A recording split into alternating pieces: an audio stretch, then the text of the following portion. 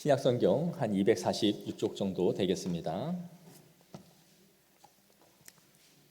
로마서 5장 17절에서 19절.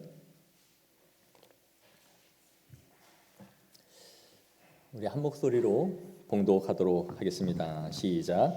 한 사람의 범죄로 말미암아 사망이 그 한 사람을 통하여 왕노를 하였은즉 더욱 은혜와 의의 선물을 넘치게 받는 자들은 한 분 예수 그리스도를 통하여 생명 안에서 왕노릇 하리로다. 그런즉 한 범죄로 많은 사람이 정죄에 이른 것 같이 한 의로운 행위로 말미암아 많은 사람이 의롭다 하심을 받아 생명에 이르렀느니라.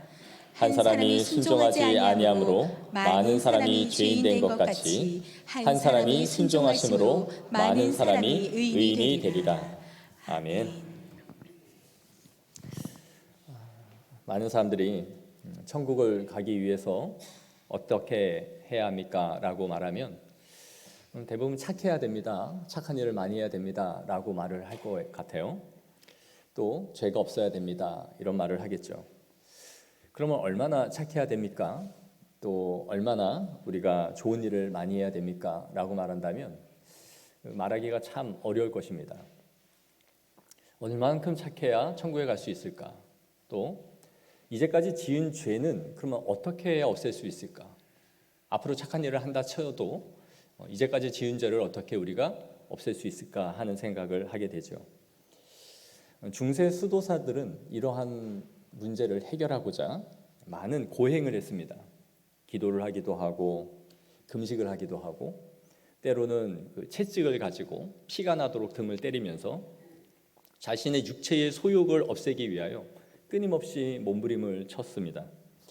종교개혁가 마틴 루터는 수도사로서 죽지 않는 자신의 내면의 죄를 끊임없이 고민하며 괴로워했습니다. 그래서 하루에도 수도 없이 자신의 담당 사제에게 찾아가서 고해성사를 했어요. 하루에도 너무 많이 찾아와서 고해성사를 하니까 담당 사제가 너무 귀찮아서 제발 죄를 좀 모아가지고 와라 라고 할 정도로 그렇게 자신의 죄의 문제를 끊임없이 찾아오면서 고백했던 것이죠. 이렇게 죄를 고백함에도 불구하고 그의 영혼에는 절대 평안함을 찾을 수 없었고 구원의 확신도 가질 수 없었다라고 말을 해요. 그러던 중 루터는 교황청을 방문하게 되었는데 그곳에 가면 이 빌라도의 계단이라는 곳이 있었습니다. 많은 사람들이 이 빌라도의 계단에 와서 자신의 죄를 무릎으로 기어오르면서 참회를 했는데 루터도 그 전통에 따라서 무릎에 피가 나도록 그 계단을 기어오르면서 자신의 죄를 계속해서 회개하고 용서를 구했다고 해요. 그럼에도 불구하고 루터는 전혀 마음의 기쁨과 평안을 얻을 수 없었고 구원의 확신도 얻을 수 없었다라고 고백합니다. 그러던 중에 그가 로마서 1장 17절을 읽을 때에 그의 눈이 뜨여지는 역사가 일어나요. 오직 의인은 믿음으로 말미암아 살리라 라는 이 말씀을 읽는 중에 그가 복음의 감격을 받았던 것이죠. 이 말씀을 그가 연구하면서 믿음으로 살라라는 이 말씀은 하나님의 의무와 명령대로 지켜 행하라 라는 의미로서가 아니라 예수 그리스도를 통하여 그렇게 살아갈 은혜와 힘을 우리에게 주신다라는 것을 믿게 된 것입니다. 복음을 재발견하게 된 것이죠. 즉 예수 그리스도로 말미암아 믿음으로 살게 되리라라는 것을 알게 된 것이었어요. 그의 이 위대한 발견으로 인하여 그는 의로운 행위를 통해서 끊임없이 구원을 얻고자 했던 자신의 열망과 그 몸부림에서 벗어날 수 있게 되었다라고 그는 고백합니다. 그리고 자신에게 가르쳐준 가톨릭 교리가 잘못되었다라는 것을 알게 되고 종교개혁가로서 기치를 세워 나아갔던 것이죠. 자신의 의를 이룸으로써 계속해서 고행도 하고 죄를 죽이려고 몸부림치며 끊임없이 의로움을 획득하려고 힘썼지만 그 의가 나에게서 이루어지는 것이 아니라 예수 그리스도로 말미암아 그 의가 이루어진다라는 것을 보게 됐던 거예요. 오늘 우리는 구원 영광된 하나님의 계획 시리즈의 5번째 시간으로서 이 칭의라는 것을 이제 다루고자 합니다. 칭의란 믿음으로 의롭다함을 얻는다라는 의미예요. 믿음으로 의롭다함을 얻는다. 우리가 잘 아는 이신칭의라는 것을 들어봤을 것입니다. 우리가 구원을 받기 위해서는 무엇보다 우리는 죄가 없어야 됩니다. 그런데 이곳에 있는 저나 여러분 그 누구도 나는 죄가 없습니다 라고 말할 수 있는 사람이 단 한 명도 없어요. 누구나 죄를 짓고 살아가기 때문이죠. 그러니까 그럼 천국에 누가 갑니까? 라고 할 때에 죄 없는 사람이 갑니다. 그럼 그 죄가 어느 정도의 죄입니까? 하면 대단한 큰 죄를 생각해요. 사회에서 지탄받고 손가락질 받고 사회에 법적으로 처벌을 받는 그런 큰 죄들을 지은 사람들은 천국에 가지 못할 것이다 라고 생각을 하는 것이죠. 사람들이 일상을 살면서 짓는 죄들, 거짓말을 하고 속이기도 하고 또 남에게 욕설도 하고 음담패설도 하고 마음에 조금이라도 누군가를 미워하는 스치는 생각들, 이러한 것들을 우리는 죄라고 생각하지 않아요. 왜냐하면 이런 것을 모두 다 죄라고 한다면 도대체 천국에 갈 사람이 누가 있는가라는 생각을 하게 되는 것이죠. 그래서 큰 죄가 아닌 이런 사소한 죄들은 천국에 가는 데는 그렇게 죽을 만한 죄는 아니다라고 생각하는 것입니다. 하지만 이러한 기준은 죄를 많이 지은 사람과 죄를 적게 지은 사람 사이에 상대적인 비교를 하는 거예요. 나는 요 정도 죄를 졌는데 너는 더 큰 죄인이잖아. 그러니까 너는 지옥에 갈 만해. 나는 작은 죄를 지었어. 이러한 상대적 비교를 하는 것이죠. 뭐 묻은 개가 뭐를 나무라듯이. 그러나 성경에서 말하는 의로운 사람들이, 의로움이라는 것은 실 한 오라기의 죄도 용납지 않는 것이에요. 모든 사람이 죄를 범하였음에 하나님의 영광에 이르지 못한다라는 것은 하나님의 만족이 되지 못한다. 모든 사람들이 하나님의 기쁨이 되지 못한다라는 거예요. 천국은 실 한 오라기의 죄로 용납받을 수가 없습니다. 남을 향한 작은 미움이나 거짓말이나 남을 해하고자 하는 어떤 마음을 품었다면 우리는 이미 천국에서는 이탈된 사람들이에요. 왜냐하면 하나님 나라는 완전한 나라이기 때문이에요. 하나님은 완전한 의를 우리에게 요구하시기 때문이에요. 내가 완전하니 너희도 완전하라. 내가 거룩한 것 같이 너희도 거룩하라라고 말씀하신 그분은 적당히 거룩하라라는 것이 아니라 하나님의 나라는 완전한 의의 나라이기 때문에 완전한 의로운 백성들만 천국에 들어올 수 있다라고 말씀하신 그런 나라이기 때문에 그렇습니다. 그래서 아마 루터는 이 한 오라기의 죄까지도 모두 고해성사를 해서 없애고 싶었던 것 같아요. 날마다 괴로웠던 것이죠. 그렇지만 스스로가 천국에 들어갈 만한 의를 획득할 수 없다라는 것을 알게 되고 그것을 알면 알수록 절망할 수밖에 없었던 것입니다. 성경에서 말하는 이 완전한 의라는 것은 우리가 스스로 만들어낼 수 있는 것이 아니에요. 루터는 이 사실을 알게 된 것이죠. 루터가 깨달은 하나님의 의로움이라는 것은 죄인들을 벌하시고자 하시는 하나님의 형벌적인 의가 아니라 죄인에게 필요한 의로움을 예수 그리스도를 통하여 우리에게 만들어 주시는 분이시다라는 것을 알게 된 거예요. 내가 의롭기 때문에 죄인된 너희들을 형벌을 내리겠다라는 의로움이 아니라 너희들이 만들 수 없는 그 의로움을 예수 그리스도로 그 의를 만들어주는 그 의를 발견해낸 거예요. 그리고 의는 믿음으로 말미암아 살리라라고 말씀하신 것이죠. 오늘 우리가 읽은 17절 말씀을 보시면 한 사람의 범죄로 사망이 그 한 사람을 통하여 왕노릇하였다라고 말씀하고 있습니다. 여기서 이 한 사람은 누구입니까? 아담이에요. 아담 한 사람으로 말미암아 모든 사람에게 사망이 왕노릇하였다라고 지금 말씀하고 있어요. 아담의 타락으로 인해 전 인류가 사망에 이르게 됐음을 지금 말씀해주고 있는 것이죠. 그러면서 이어서 은혜와 의의 선물을 넘치게 받는 자들은 한 분 예수 그리스도를 통하여 생명 안에서 왕노릇하리로다라고 말씀해요. 예수님을 통하여 생명이 우리에게 임했음을 지금 말씀해주고 있는 것이죠. 그러면서 18절에 한번 다 같이 읽겠습니다. 시작. 그런즉 한 범죄로 많은 사람이 정죄에 이른 것 같이 한 의로운 행위로 말미암아 많은 사람이 의롭다 하심을 받아 생명에 이르느니. 아멘. 17절에 말하는 한 사람의 범죄는 누구예요? 아담이죠. 그럼 18절에서 말하고 있는 이 한 사람의 의로운 행위는 누구입니까?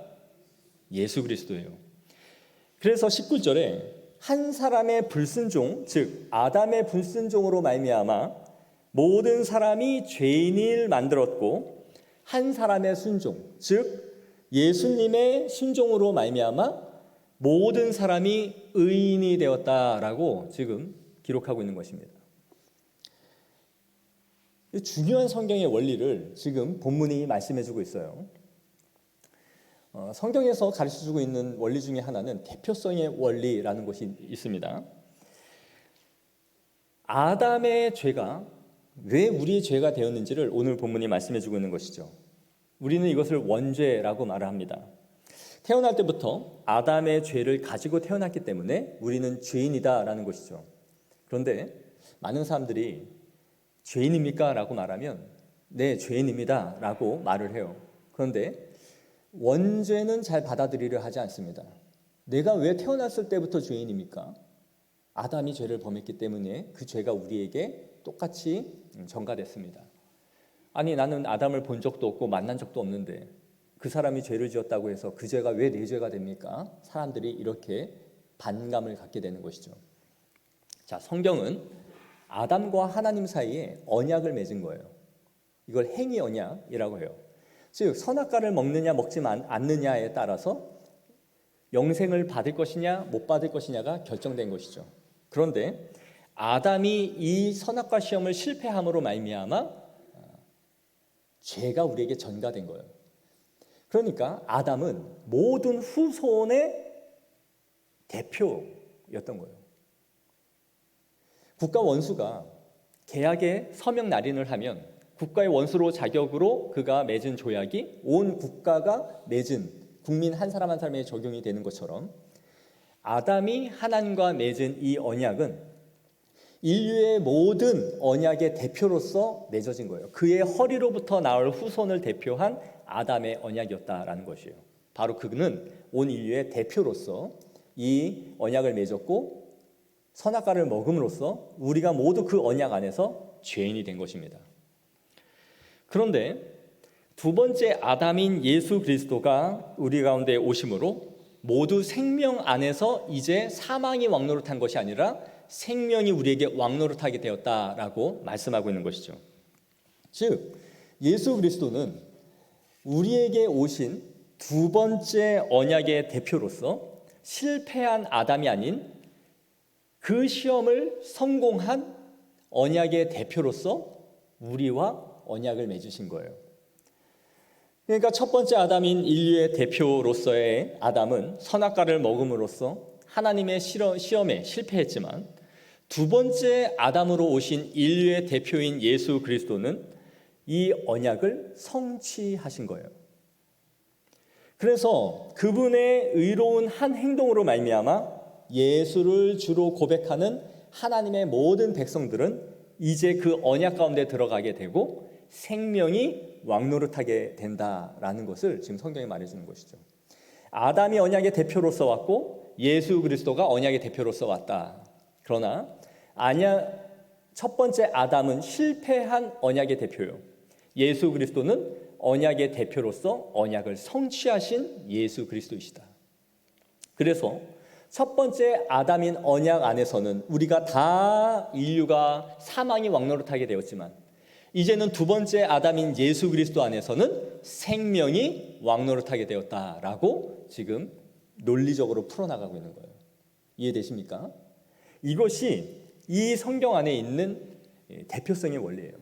그렇기 때문에 아담의 죄가 우리에게 전가되지 않았다면 예수 그리스도의 의로움도 우리에게 전가될 수 없는 거예요. 아담은 우리에게 죄를 전가시킨 사람이고 예수 그리스도는 우리에게 의를 전가시켜 주시는 거예요. 따라합시다. 죄의 전가, 의의 전가. 그래서 첫 번째 아담은 우리에게 죄를 전가시켰고 예수 그리스도는 우리에게 의를 전가시킴으로 우리에게 의를 주시는 분이시다라는 거예요. 그러면 예수님이 이 땅 가운데 오셔서 우리에게 하신 공효가 무엇이냐, 우리에게 주신 것이 무엇이냐 할 때 첫 번째가 바로 죄사함입니다. 죄사함. 우리의 죄를 사해 주시고 우리의 죄를 씻어 주심으로 말미암아 하나님께 나아가게 된 것이죠. 하지만 이 죄사함이라는 것은 아주 소극적인 차원이에요. 적극적인 차원에 있는 것이 필요하죠. 죄를 사해 주시는 것만이 아니라 우리를 의롭다라고 만들어 주셔야 되는 거예요. 천국에 들어가는 것은 죄가 단순히 없는 사람들이 아니라 의를 획득한 사람들이어야 돼요. 그런데 예수님이 우리에게 의를 주고자 하셨다라는 것이죠. 자, 우리가 칭의, 의롭다함을 받는다라는 것은 생각해 보세요. 우리가 죄를 다 범했습니다. 죽어야 하는 사형에 해당하는 죄예요. 그런데 거기에서 법정에서 사면을 받았어요. 이 사람을 무죄로 합니다. 땅. 그래서 무죄 판결을 받았어요. 그는 그냥 죄가 없다라는 것을 인정해 준 거죠. 그런데 거기에 더 나아가 당신에게 의사의 자격을 주겠습니다. 의사는 의로운 일을 행한 사람들에게 부여되는 거잖아요. 그런데 죄를 사면해 주는 것뿐만이 아니라 당신이 의로운 사람으로 의사의 자격을 준다라고 훈장을 줘요. 이건 더 큰 은혜죠. 죄 사함만이 아닌 의로운 사람으로 인정을 해주겠다라는 것입니다. 바로 예수님이 우리에게 주신 적극적인 것은 의로움을 주시는 거예요. 우리의 죄를 사하여 주시는 것 그 이상으로 나아가 이제 너희를 의롭다 하겠다라는 것입니다. 그러면 이 의가 어떻게 획득되느냐, 우리에게 어떻게 이루어지느냐 하는 것이 중요한 것이죠. 자, 예수님이 십자가에서 죽으심은 바로 우리가 받아야 할 사망 선고를 그곳에서 받은 거예요. 죄의 삭은 사망이라 하였으니 그 삭스로 사망을 선고받은 거예요. 그리고 그 죄인에게 내리셔야 할 하나님의 진노와 저주를 십자가상에서 몸소 받으신 것이죠. 우리가 달려야 할 십자가에 예수님이 친히 달려 돌아가시고 죄인의 자격으로서 죽으신 거예요. 그래서 예수님이 죽으실 때에 엘리 엘리 라마 사박다니 하시니 라고 하셨을 때 아버지 왜 나를 버리시나이까? 죄인 된 자격으로 선 자에게 하나님께서 엄청난 인류의 저주와 죄를 그에게 머리부터 발끝까지 부어버리신 거예요. 그러니까 우리가 받아야 할 사망과 저주를 예수님이 몸소 받으신 것이죠. 즉 십자가는 내가 매달려야 할 그 자리였던 거예요.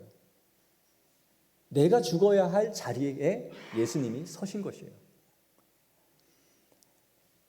이를 통해서 우리가 이것을 믿을 때에 바로 죄사함을 받는 거예요.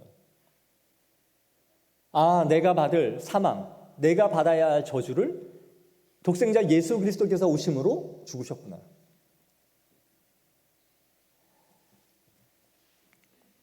아, 하나님이 사랑의 하나님이라면서요? 그러면 내가 네 죄를 다 용서한다. 그렇게 하면 되지.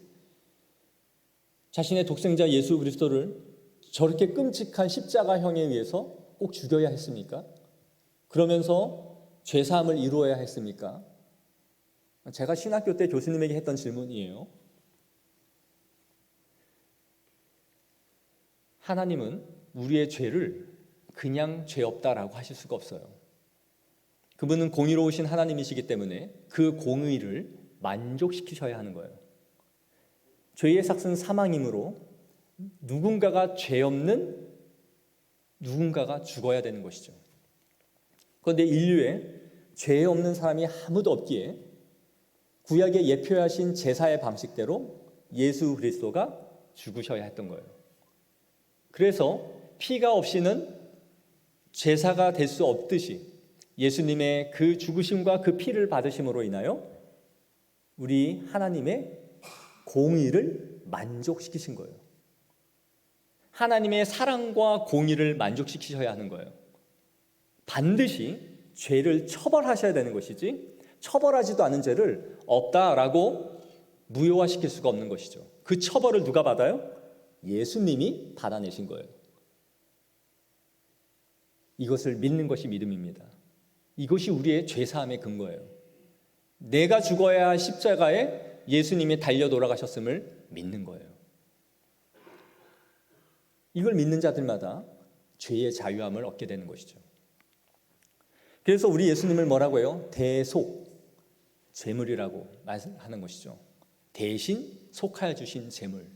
구약에 이스라엘 백성들이 죄를 지을 때마다 어린 양을 가지고 가서 각을 띄우고 피의 제사를 드렸던 것처럼 이제는 영원하고 완전하고 단번에 드려진 예수 그리스도의 피의 제사를 통하여 하나님이 받으시는 것이에요.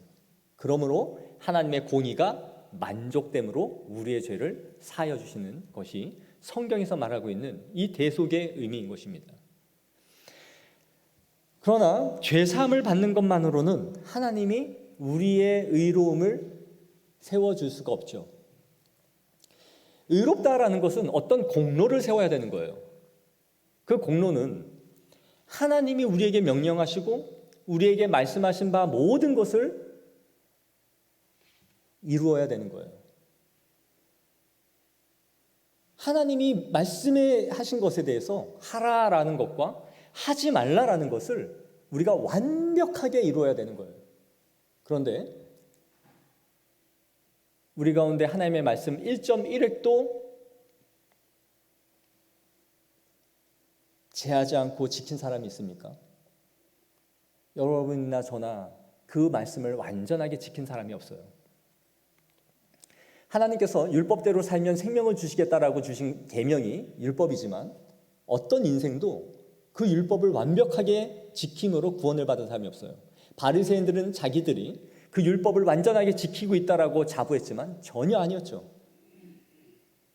율법을 범하면서 스스로 자신의 의를 획득하고 있었던 거예요. 그러나 예수님이 이 땅에 오셔서 하신 것이 무엇이냐면 하나님의 율법을 완전하게 성취하신 거예요. 1.1획도 변함없이 하나도 땅에 떨어짐이 없이 그 완전한 율법대로 순종하시고 죽으신 것이죠. 그래서 로마서 10장 4절에 이렇게 말씀합니다. 그리스도는 모든 믿는 자에게 의를 이루기 위하여 율법의 마침이 되시느니라. 아멘. 이 의미가 그것이에요. 모든 믿는 자에게 의를 주시기 위하여 그분이 율법을 완전하게 이루신 분이시다. 그리고 율법의 마침이자 율법의 완성이시다라고 성경이 말씀하고 있는 것이죠. 우리에게 의를 주시고자 그 율법을 완전하게 이루시고 성취하신 분이시다. 그래서 예수님이 십자가상에서 죽으실 때에 다 이루었도다라고 마지막에 말씀하신 것은 구약에 예언한 그 모든 예언을 성취하신 것이자 하나님이 말씀하신 모든 율법을 이제는 완성하시고 이루신 것을 말씀하신 거예요. 그분이 이루신 죄사함의 공로와 율법의 완전한 순종을 우리에게 주시는 것이에요. 이렇게 이루신 공로를 그분을 주로 고백하고 예수를 나의 구주로 믿는 모든 사람들에게 이 의를 다 전가시켜 주시는 거예요. 내가 죽었고 내가 행한 완전한 의로움과 삶이지만 나를 믿는 모든 자들에게 너희가 한 것과 같이 여겨주겠다. 그 의가 이제 너희의 것이다라고 주는 거예요. 이것이 칭의예요. 아담은 인류의 대표로서 우리에게 죄를 전가시켰지만 예수 그리스도는 우리에게 그분이 이루신 모든 공로를 우리가 한 것으로 여겨주시는 의로움을 우리에게 의를 전가시켜 주신 것이죠. 이게 복음이에요.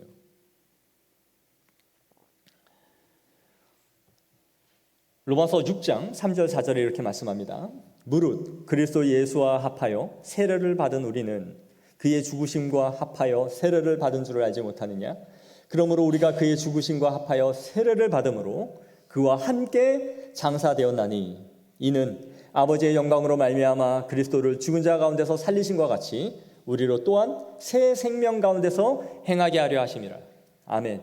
예수와 합하여 세례를 받고 예수의 죽으심과 합하여 장사가 되고 예수님의 죽으심과 하나가 되어 우리가 다시 살아난다.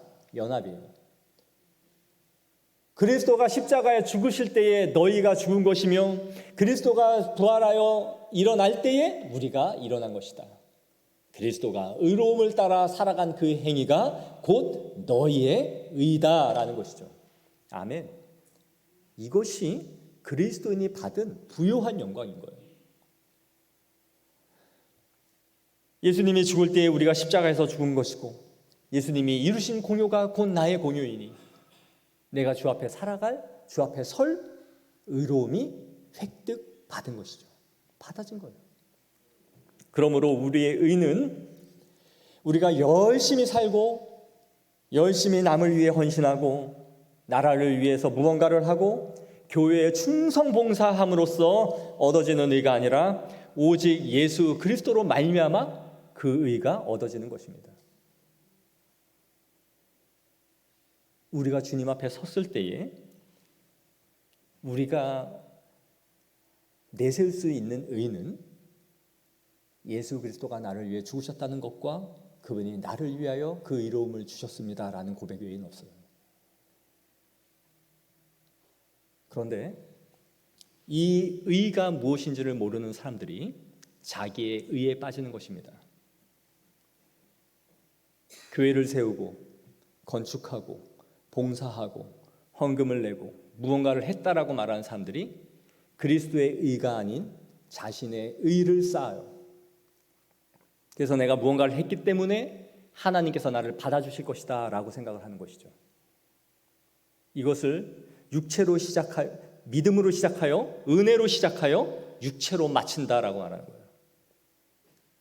처음에는 하나님이 은혜를 주셨고 값없는 은혜와 사랑으로 나를 위해 죽으셨고 그 은혜에 감격하여 하나님 앞에 봉사도 하고 헌신도 하고 헌금도 하고 드렸더니 이제는 그것을 하면 할수록 내 안에 의로움이 생기기 시작하는 것이죠. 내가 이렇게 많이 하고 많이 충성 봉사하고 많이 드렸더니 하나님께서 이제 나를 받아주시겠지. 믿음이 거꾸로 가는 것이죠. 은혜로 구원을 받는다라고 해놓고 이제는 하나님 앞에 드린 것이 많고 한 것이 많기 때문에 그 의가 하나님에게 받아들여졌다. 이게 바로 바리새인들이 가졌던 영원한 형벌에 처해지는 의인 거예요. 굉장히 무서운 역행인 것이죠. 우리가 하나님 앞에 설 때에 우리가 내가 무언가를 잘한 것으로 가지고 서는 것이 아닙니다. 하나님은 그걸 우리에게 받아주시지 않아요. 하나님이 받으신 것은 내 독생자 아들 예수 그리스도의 공로만을 받는 거예요. 예수 그리스도의 주신 그 공로로 말미암아 우리의 어떠함을 받아주시는 거예요.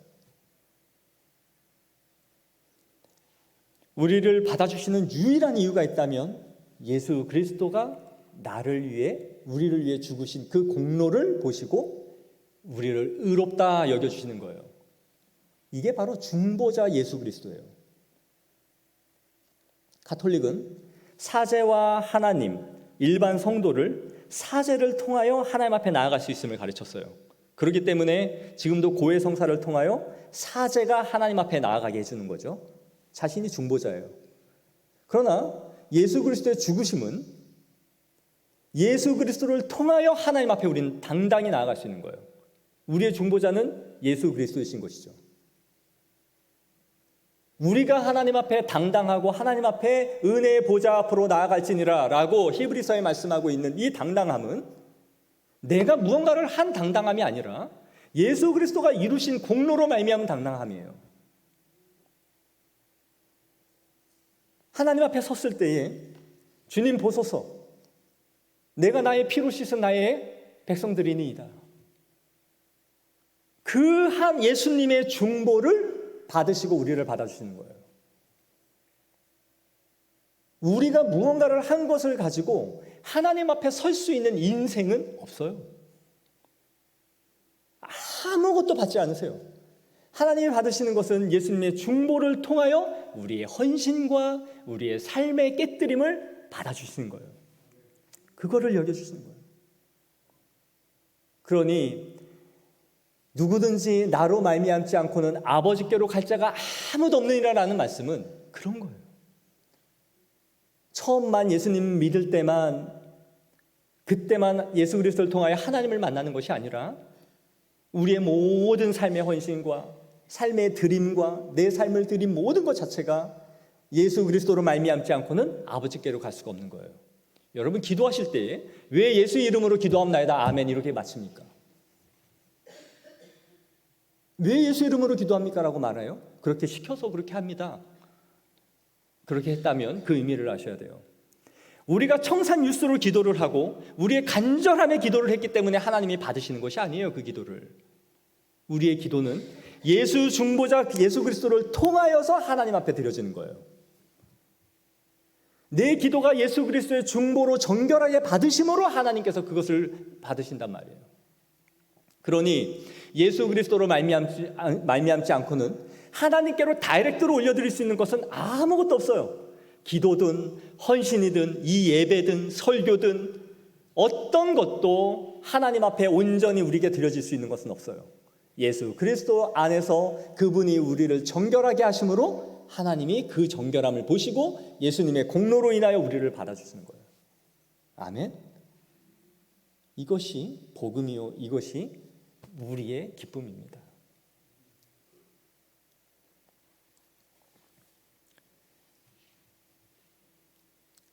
이 칭의는 우리의 신앙에 찬란하게 빛나는 별과 같아요.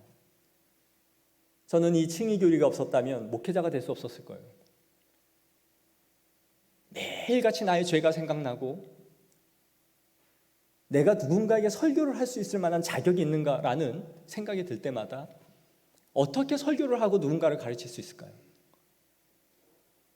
그러나 내 의로움과 내 깨끗함을 보시고 나를 사용하시는 것이 아니라 예수 그리스도의 공로를 믿는 그 믿음으로 우리를 의롭다 여겨주시기에 주의 사역을 감당해 나가는 거예요. 누군가는 이렇게 말할지 몰라요. 목사님, 그래도 제가 예수 믿기로 결단을 했고 교회에 나가기로 마음을 먹었으니 이 믿음을 의로 여겨주시는 것이 아니겠습니까? 여기서 말하는 믿음을 의로 여겨주신다는 것은 내가 믿는 행위를 말하는 것이 아니라 예수 그리스도의 공로를 믿는 믿음을 말하는 거예요. 우리의 믿음 자체가 공로가 되지 않는다라는 것이죠. 한 15년도 된 얘기 같은데요. 제가 지하철을 타고 저녁 때 지하철 타고 오는 길이었는데 한 고등학생이나 됐을까요? 남루하게 입은 그 아이가 국어를 해요. 그건 거지죠. 근데 이렇게 말을 해요. 10,000원만 주세요. 네. 10,000원만 주세요. 네. 이거를 이 조용한 지하철 안에 계속 말하는 거예요. 사람들이 짜증이 막 올라가죠. 불쾌지수도 올라가고. 저 속으로 그랬어요. 주면 주는 대로 받는 것이지 네가 뭔데 10,000원을 달라 얼마를 달라 요구 조건까지 내걸고 제가 달라고 하냐. 기가 막힌 거예요. 근데 계속 10,000원만 주세요. 네. 이거를 계속 하니까 어떤 어르신이 가가지고 야 이 자식아 너 10,000원 주면 내릴 거야? 그랬어요. 너 10,000원 주면 내릴래? 그랬더니 내리겠대요. 그래서 아저씨가 지갑에서 10,000원을 빼주고 내리라고. 그래서 그 지하철이 평화를 얻었어요. 조용해졌어요. 근데 여러분 생각해 보세요. 이 아저씨가 10,000원을 줄 때에 야, 너 이렇게 국어를 하니 참 의롭다 너. 그 의로운 행위를 봐서 내가 너한테 10,000원을 준다. 그러고 줬어요? 아니죠. 귀찮고 불쌍해서 그한테 10,000원을 주는 거예요. 애가요 배고프면 막 울어요. 갓난애기가. 그러면은 엄마가 젖을 물리죠. 와 우리 아이의 이 의로움 좀 봐. 운다 울어. 너무 의로워. 그러니 내가 밥을 줘야지. 그러고 밥을 줍니까? 아니죠.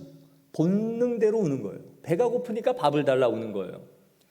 믿음이라는 것은 내가 하나님 앞에 구걸을 하는 행위와 같아요. 하나님 저를 불쌍히 여겨주세요. 저를 좀 도와주세요. 구원의 은혜를 베풀어 주세요. 저 배가 고파요. 그러면 하나님이 우리를 불쌍히 긍휼히 여기셔서 베풀어 주는 것이 구원이에요.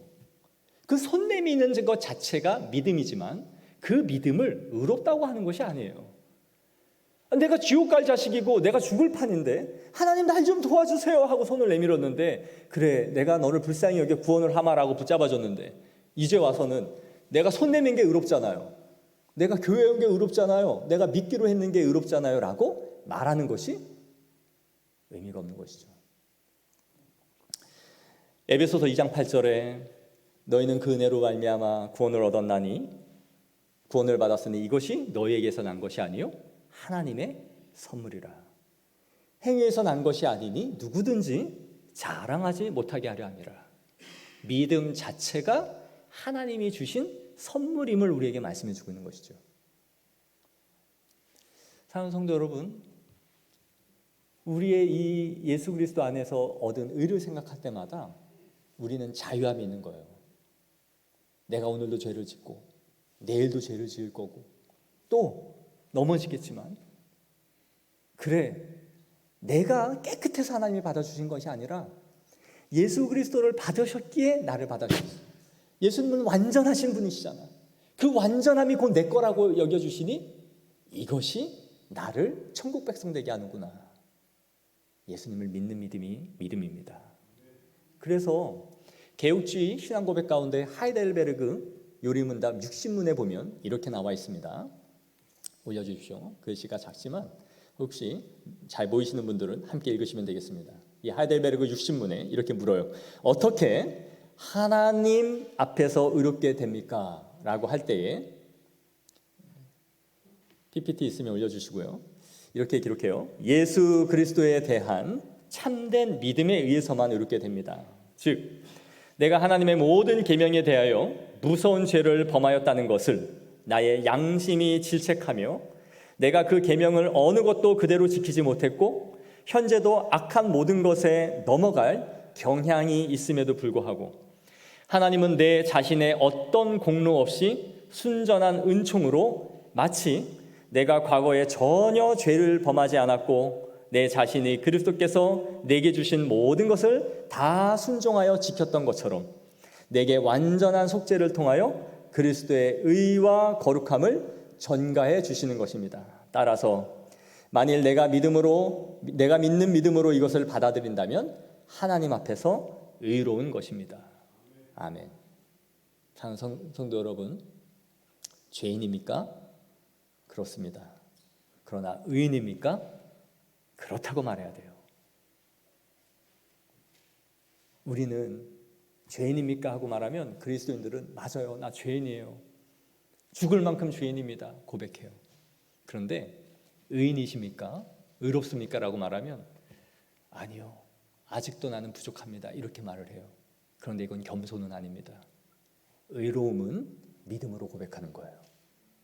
예수 그리스도가 의로우시고 그분이 모든 공로를 이루셨고 그것을 나에게 주셨으니 나는 의롭습니다 그렇게 말하는 거예요. 내가 의인임을 알아야 죄를 안 짓는 것입니다.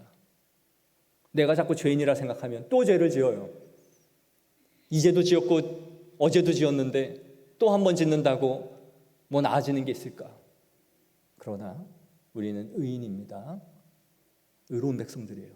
깨끗하고 정결한 사람들이에요. 그래서 우리는 용서받은 죄인이며 죄를 범하나 또 의인이에요. 죄인이자 의인입니다. 사랑하는 성도 여러분, 그래서 우리가 이걸 볼 때마다 한 사람의 의로운 예수 그리스도의 공로가 얼마나 큰지를 생각해 봐야죠. 왜 내가 예수 믿어 천국 간다라는 말이 무엇인가? 예수 믿어 천국 간다라는 것은 이 복음의 진리를 아는 사람의 고백인 거예요. 이 의미를 모르고 단순히 예수 믿었다라고 말할 수가 없는 거예요. 제가 항상 말하는 것이 예수를 믿는다라는 것은 믿음의 내용이 있는 것이다. 믿음의 내용이 있는 것이다. 이 복음이 무엇인지를 알기에 이 말씀이 예수 그리스도의 의로운 행위로 말미암아 나에게 공로가 되었음을, 나에게 의를 주셨음을 믿는 것입니다. 사랑하는 성도 여러분, 이 의를 우리에게 주신 예수 그리스도를 찬미하며 예배 자리에 앉을 때마다 구원의 기쁨과 감격이 있는 이유가 바로 그것이며, 찬양을 할 때마다 우리 주 예수 그리스도를 높이는 이유는 그 모든 의로움을 주신 분이 예수님이시기 때문입니다. 이 은혜와 부요함이 항상 우리의 삶 가운데 넘치는 향기로운 교회 성도 되어지기를 축복합니다. 기도하겠습니다. 아버지 하나님, 감사합니다. 아담은 우리에게 죄를 전가시켰지만 우리의 인류의 대표로 오신 예수 그리스도의 공로로 말미암아 우리가 죄 사함을 받아 정결하게 되었음을 고백합니다. 이 믿음 안에서 우리가 자유하게 하여 주시고 이 고백을 생각할 때마다 기쁨이 있게 하여 주시고 하나님 앞에 나아갈 담대한 믿음을 주시옵소서. 그리하여 구원의 기쁨과 감격이 넘치는 향기로운 교회 성도들 될 수 있도록 역사해 주옵소서.